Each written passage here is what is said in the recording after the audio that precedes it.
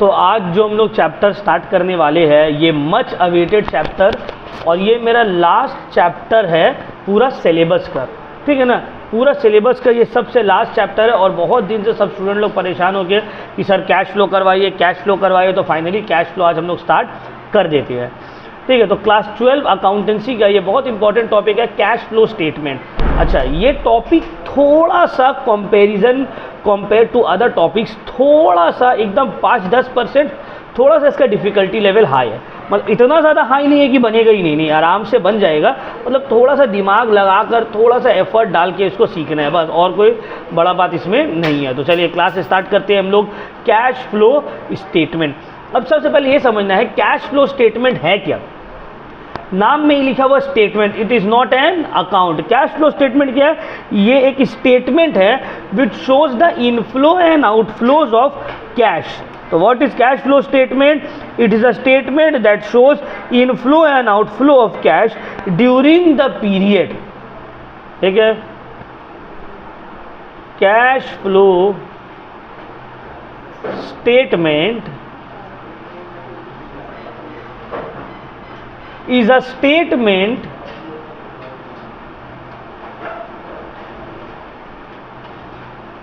that shows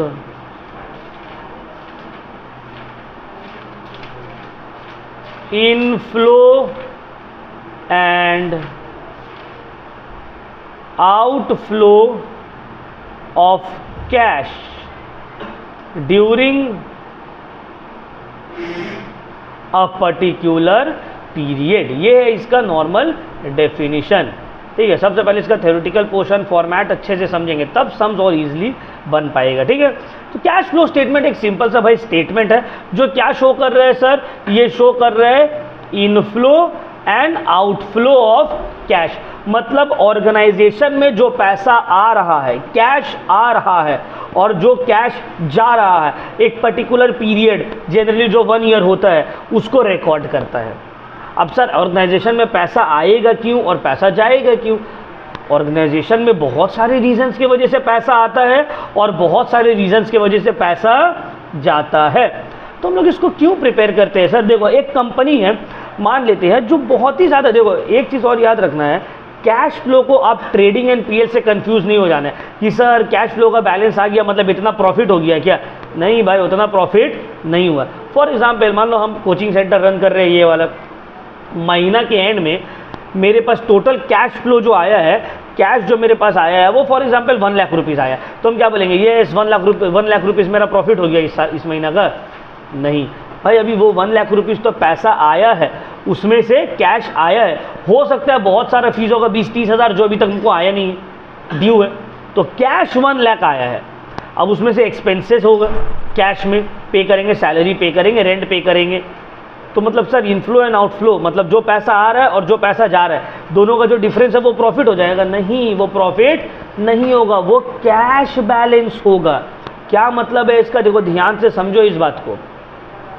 जो cash आता है वो पूरा का पूरा करंट पीरियड का ही है, ये ज़रूरी नहीं है। और जो पैसा जाता है वो पूरा का पूरा करंट पीरियड का ही है, ये भी ज़रूरी नहीं है। तो कैश फ्लो स्टेटमेंट हम लोग प्रिपेयर करते ही हैं सिर्फ कैश बैलेंस चेक करने के लिए कि मेरा अकाउंट में, मेरे गल्ला में कितना कैश ड्यूरिंग द ईयर बचा है, इन हैंड है, और कौन से एक्टिविटीज से पैसा गया है और कौन से एक्टिविटीज में कैश आया है। हो सकता है एक कंपनी बहुत प्रॉफिटेबल है, कैश फ्लो बैलेंस हमेशा कम रहता है, मेरे साथ यही होता है, कैश फ्लो बैलेंस कम रहता है, इन कैश पैसा कम रहता है, मतलब इन प्रॉफिट, बट समय में टाइम पे कलेक्शन कैश हो नहीं पाता। तो इसमें डिसएडवांटेजेस है बहुत सारा। एक कंपनी भले लॉस में है लेकिन उसका कैश फ्लो बैलेंस अच्छा है, मतलब कैश अवेलेबल हमेशा उसका रहता है, धंधा नुकसान में चल रहा है, ठीक है। तो कैश फ्लो से प्रॉफिट एंड लॉस का उतना रिलेशन नहीं है। इसमें बस हम लोग अपना कैश का बैलेंस चेक करते हैं एंड कहाँ से पैसा आ रहा है ड्यूरिंग द ईयर और कहाँ पे जा रहा है। तो जो पैसा आता है उसको हम लोग बोलते हैं इनफ्लो ऑफ कैश, और जो ऑर्गेनाइजेशन से जाता है उसको बोलते हैं आउटफ्लो ऑफ कैश। तो मेनली जो है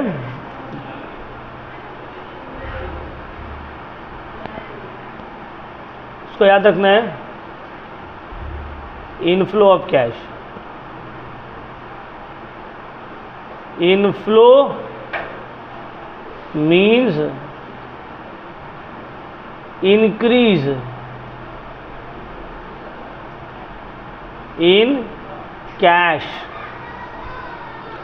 and cash equivalent। इनफ्लो मतलब cash and cash equivalent increase हो रहा है, आ रहा है, ठीक है ना। हिंदी में लिखेंगे पैसा कैश और कैश इक्विवेलेंट के फॉर्म में आ रहा है, ठीक है ना। दूसरा, outflow means decrease in cash and cash equivalent. पैसा कैश और कैश इक्विवेलेंट के फॉर्म में जा रहा है, ठीक है ना। पैसा आ रहा है तो इनफ्लो, जा रहा है तो आउटफ्लो। अब ये आता और जाता तो बहुत सारे रीजंस के वजह से है ना। पैसा आता है जाता बहुत सारे रीजंस के वजह से है। तो मेनली जो है हम लोग क्लासिफाई करते हैं एक्टिविटीज को, अलग अलग एक्टिविटीज़ को, जिस एक्टिविटीज़ की वजह से पैसा आता और जाता है।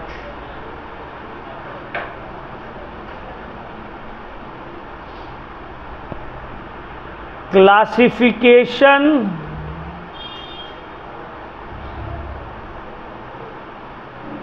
Of activities. सबसे पहला है ऑपरेटिंग एक्टिविटीज।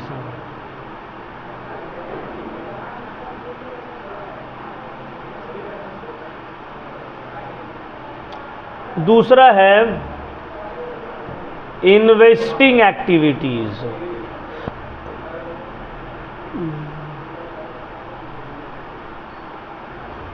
तीसरा है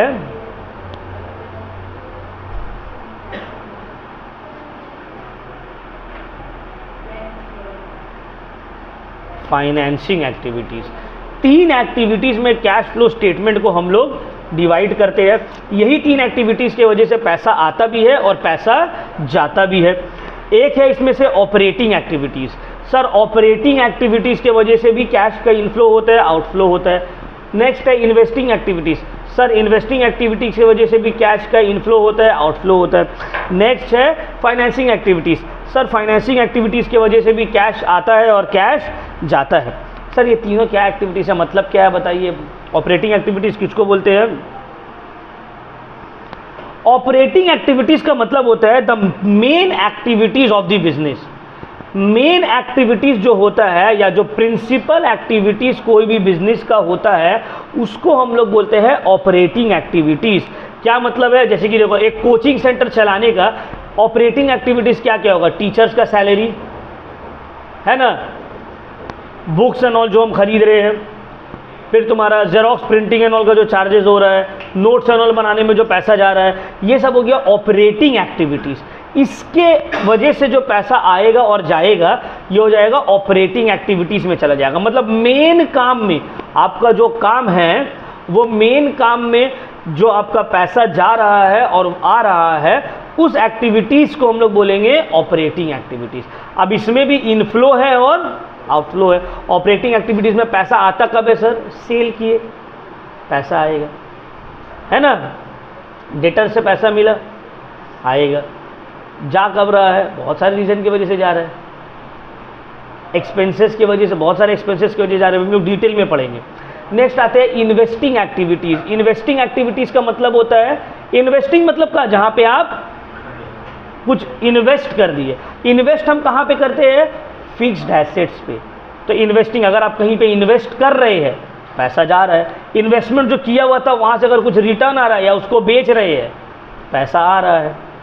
अब आते हैं फाइनेंसिंग एक्टिविटी। फाइनेंसिंग एक्टिविटी मतलब लोन्स, शेयर्स, डिवेंचर्स जो बेच रहे हैं, ठीक है, तो हम पैसा मेरे पास आएगा ना, क्यों, क्योंकि हम फाइनेंस करवा रहे हैं अपने आप को, समझ मेरा, नॉन करेंट लाइबिलिटीज़ में ये सब रहेगा। तो अगर हम शेयर्स, डिवेंचर्स, लोन इशू कर रहे हैं तो हमको पैसा मिलेगा।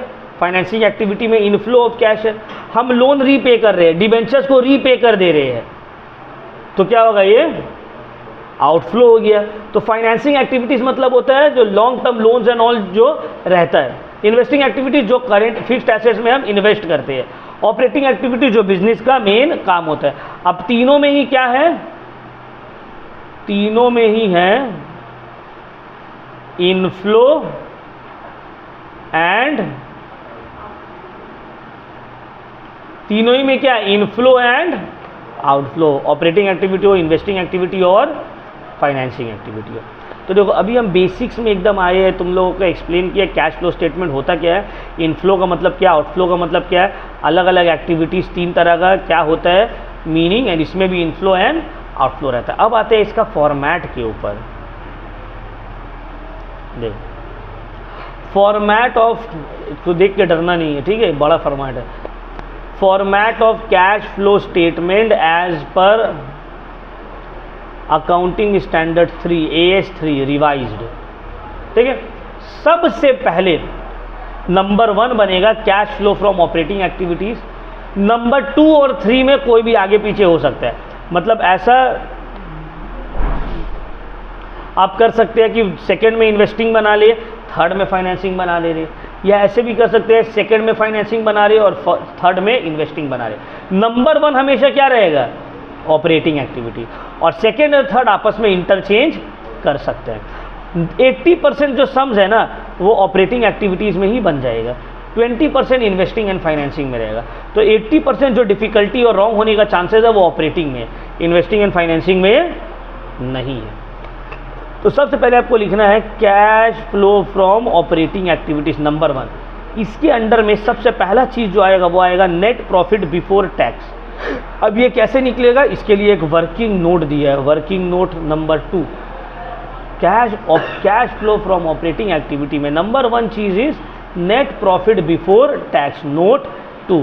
चलिए देखते हैं सर ये कैसे निकलेगा नेट प्रॉफिट बिफोर टैक्स। देखिए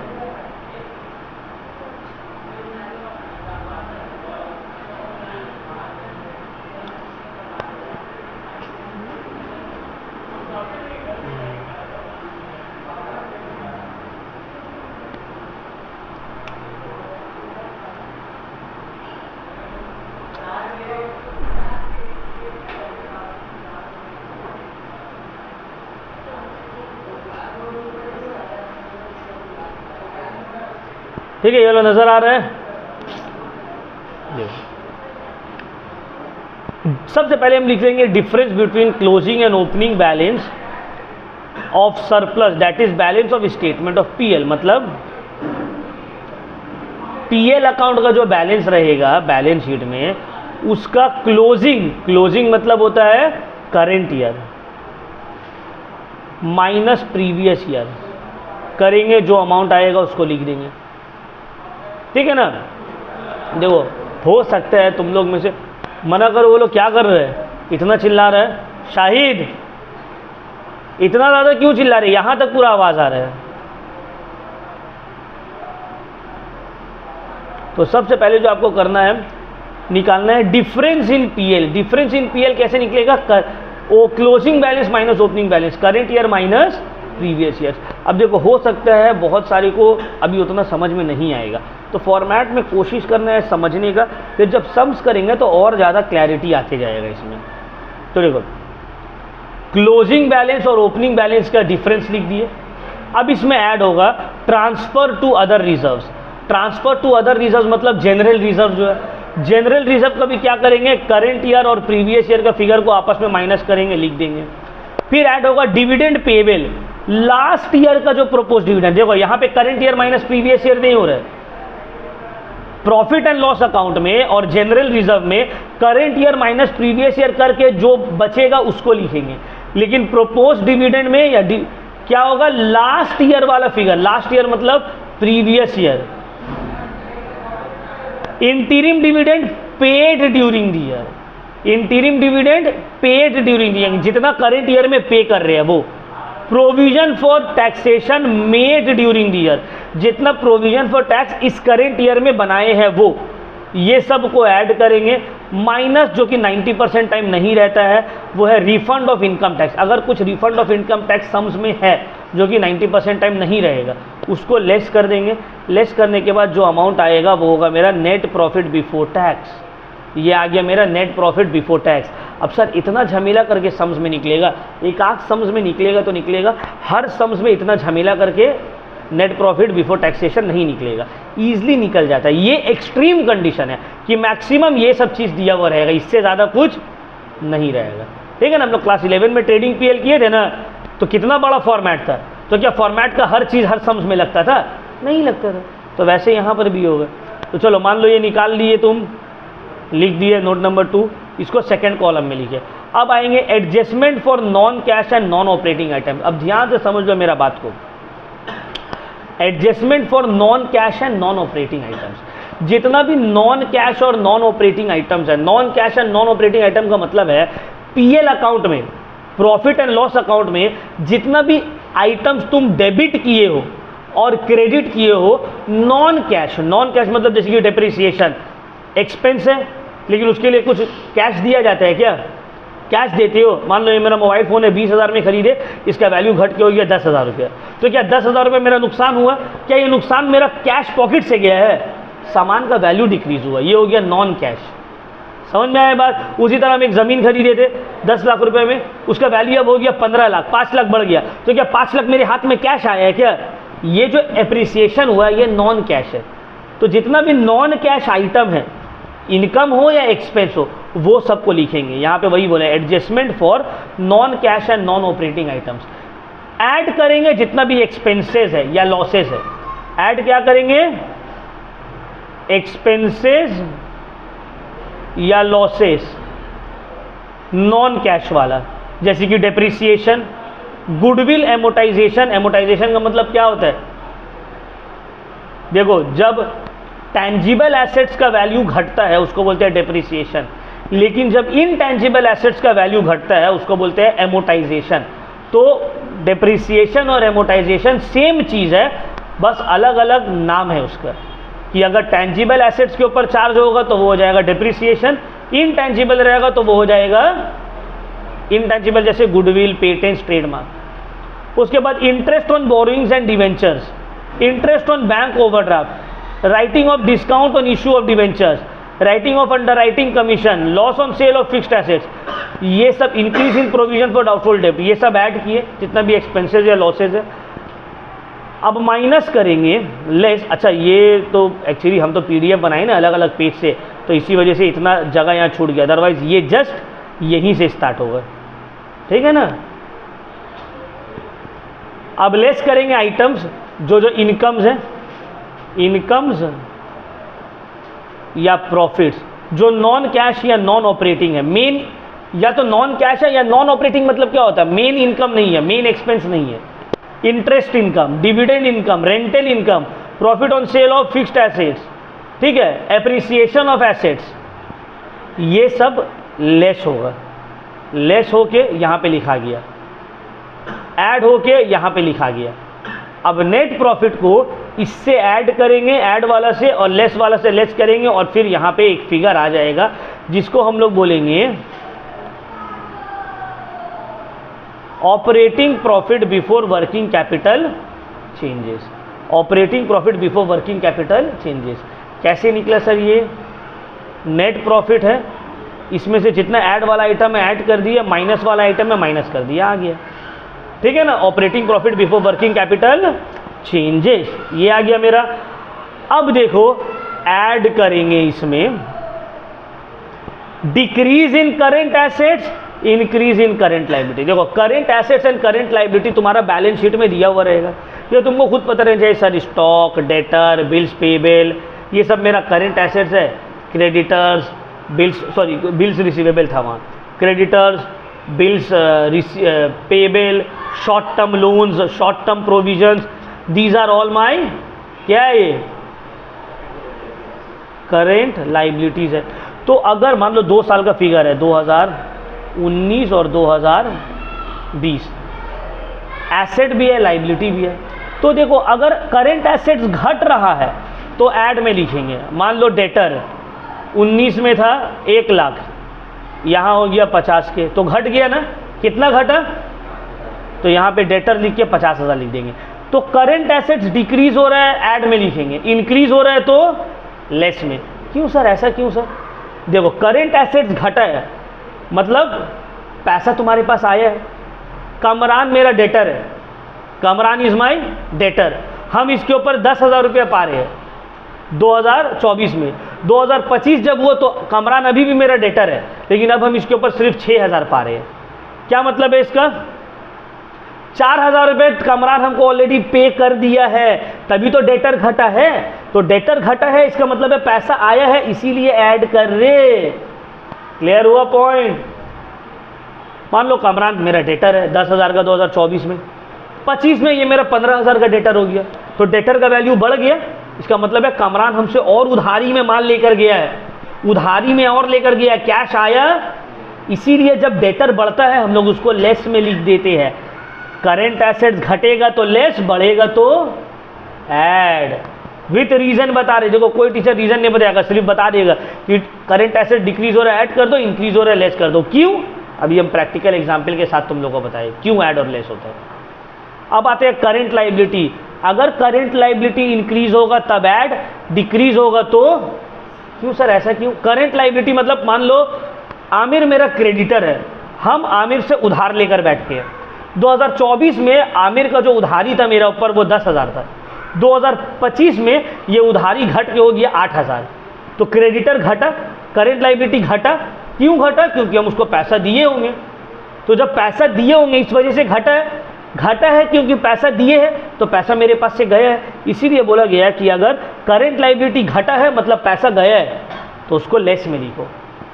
अब मान लो आमिर 10,000 रुपये का मेरा क्रेडिटर था, नेक्स्ट ईयर 14,000 का हो गया, इसका मतलब है हम आमिर से और 4,000 का उधार लेके आ गए हैं, मतलब आमिर को हम और 4,000 दिए नहीं है, करेंट लाइबिलिटी बढ़ गया है, मतलब कैश मेरे पास है, ज़्यादा नहीं दिए है। तो इसीलिए जब करेंट लाइबिलिटी बढ़ेगा तो वो ऐड में होगा। तो कोई भी एक को तुम याद रख लो कि दूसरा ऑटोमेटिकली याद हो जाएगा। ऐड होगा decrease in C A, increase in C L. Less इसका ऑपोजिट हो जाएगा, increase in C A, decrease in C L. Clear हो गया पॉइंट? सबको लाइन से लिखे, प्लस माइनस करने के बाद यहाँ आइटम आया,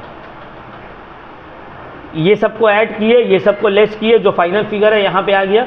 अब इसको इसके साथ प्लस करने के बाद एक अमाउंट आएगा, इसको हम लोग बोलेंगे कैश जनरेटेड फ्रॉम ऑपरेशंस। क्या बोलेंगे? Cash generated from operations. इसमें से माइनस कर देंगे इनकम टैक्स। अगर इनकम टैक्स रिफंड है तो लेस करेंगे, इनकम टैक्स पेड जो है उसको माइनस कर देंगे।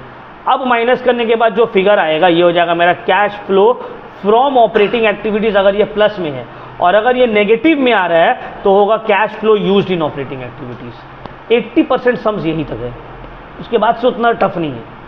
अब इसको समझना, फॉर्मेट इसीलिए एक दिन पहले हम तुम लोग को PDF में भेज दिया था, लिखवा दिया था कि थोड़ा पढ़ो, ठीक है।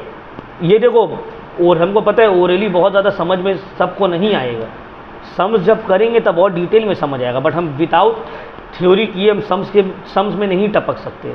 हमको थ्योरिटिकल पोर्शन को करने के बाद ही हम सम्स की तरफ जा सकेंगे। तो एक क्लास हमको थ्योरी एक्सप्लेन करने में लगाना पड़ेगा, जब सम्स करेंगे ना तब फिर से थ्योरी और रिलेट कर पाओगे, ठीक है ना।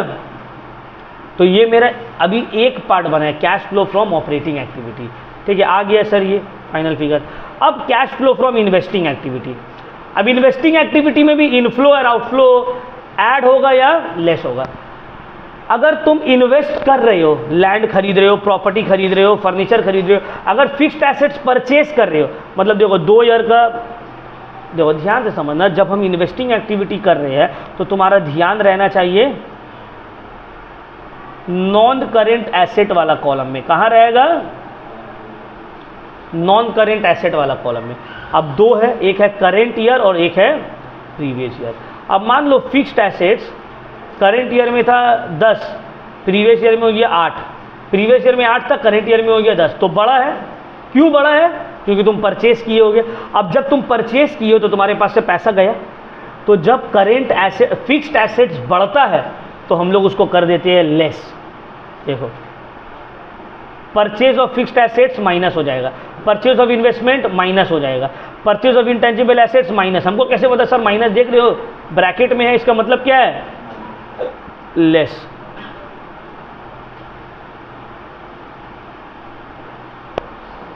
Clear point? सर ऐड में आती है। सेल कर दिए, करेंट ईयर में था 10, प्रीवियस ईयर में था 18, करेंट ईयर में हो गया 10, तो 8 घट गया। 8 क्यों घटा? बेच दिए। डेप्रिशिएट भी हो सकता है, डेप्रिसिएशन भी हो सकता है। तो अगर डेप्रिसिएशन हुआ होगा तो वो ऑपरेटिंग एक्टिविटी में जाएगा, यहां पे डेप्रिसिएशन। लेकिन अगर सेल हुआ है तो इन्वेस्टिंग एक्टिविटी में जाएगा। अब सर हमको कैसे पता सेल हुआ या डेप्रिसिएशन हुआ? जब सम्स करेंगे तो पता चल जाएगा। कैसे पता चलेगा? क्लियर हुआ पॉइंट? तो देखो परचेज सेल ऑफ प्रोसीड्स मतलब होता है sale, sale of fixed assets, sale of investment, sale of intangible assets, ये सब क्या होगा? प्लस होगा। उसी तरह interest and dividend received, rent received, तुमको इंटरेस्ट मिल रहा है। क्यों मिल रहा है भाई? तुम इन्वेस्ट किए हो तो इन्वेस्टमेंट से पैसा आ रहा है। डिविडेंड मिल रहा है, क्यों मिल रहा है? क्योंकि तुम शेयर्स खरीद के रखे होगे, वहां से पैसा आ रहा है। रेंट मिल रहा है, क्यों मिल रहा है? क्योंकि तुम फ्लैट खरीद के रखे हो ना। तो इन्वेस्टमेंट से जो इनकम आता है वो भी हो जाता है ऐड, ठीक है ना। और ये सब हो गया लेस। तो sale of investment, sale of fixed assets add, income from fixed assets add, purchase of fixed assets minus, ठीक है। अब ये प्लस माइनस करने के बाद यहाँ पे भी एक फिगर आया, ये हो गया कैश फ्लो। अगर पॉजिटिव में है तो फ्रॉम इन्वेस्टिंग एक्टिविटीज, नेगेटिव में है तो use in investing activities. Clear? अब आते हैं number 3, cash flow from financing activities. अब आते हैं फाइनेंसिंग एक्टिविटीज में। जब आप फाइनेंसिंग एक्टिविटी बनाइएगा तो आपका नजर रहना चाहिए नॉन करेंट लाइबिलिटीज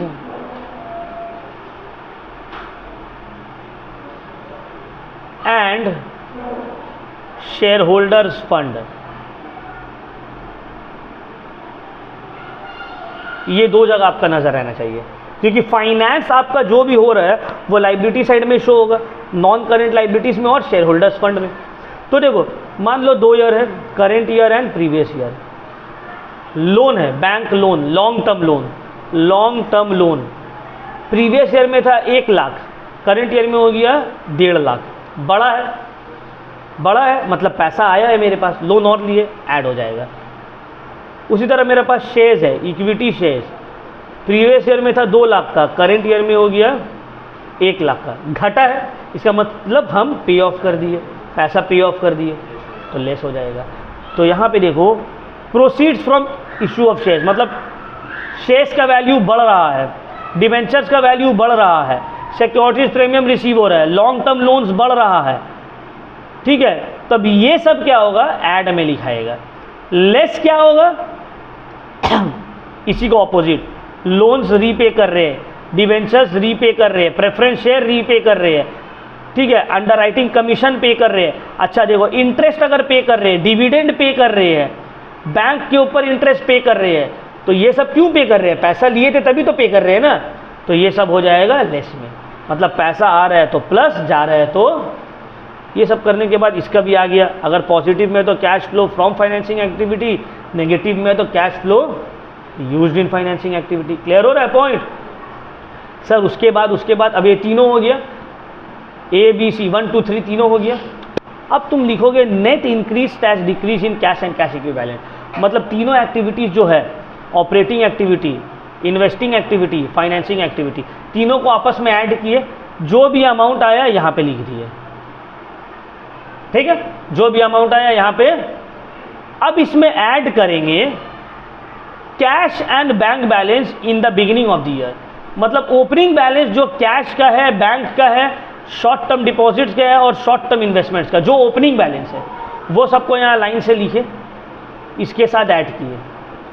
ऐड करने के बाद एक फिगर आएगा, ये जो फिगर आएगा ये होगा closing cash and cash balance, जो कि तुम्हारा सम्स में दिया हुआ रहेगा पहले से। तो ये पूरा सम्स बनाने के बाद यहाँ जो आंसर आएगा वो मैच करना चाहिए तुम्हारा क्वेश्चन में जो दिया हुआ है उससे। मैच कर गया तो भाई बल्ले बल्ले, सम्स गलत है, सही है। अगर नहीं कर पाए तो मतलब गड़बड़ है कुछ, और बहुत टफ होता है ये मैच करवाना। हम क्या कहते हैं ना, एग्जाम में किए थे, मैच नहीं कर रहा था हम जब 12 में थे, तो हम क्या कहते हैं ना, अपने से जो तो लिख के मैच करवा दिया था। मतलब हम बहुत प्रैक्टिस किए थे कैश फ्लो, मतलब 35-40 सम्स किए थे कैश फ्लो में, और मेरे एग्जाम में नहीं हुआ टैली। अब हम टेंशन में आ गए और हो रहा नहीं, 1 घंटा लगा दिया उसमें। क्लियर हुआ पॉइंट? समझ में आया? कोई डाउट? तो ये पूरा था अपना फॉर्मेट को हम एक्सप्लेन किया आज तुम लोग को, नॉर्मल या बोल दो डिटेल में, ठीक है ना। नेक्स्ट जो है हम सम्स में आएंगे। आज हम सम्स स्टार्ट नहीं करते हैं, क्लासेस बहुत लंबा हो जाएगा। नेक्स्ट क्लास हम इसके ऊपर पूरा सम्स में आ जाएंगे। कैश फ्लो का ये जो थ्योरेटिकल आज पढ़ाए ना, थ्योरी है जो फॉर्मेट एक्सप्लेन किया है, तो ये फॉर्मेट एंड थ्योरी नहीं एक्सप्लेन करके हम पूरा सम्स करेंगे, ठीक है। किसी को कोई भी डाउट?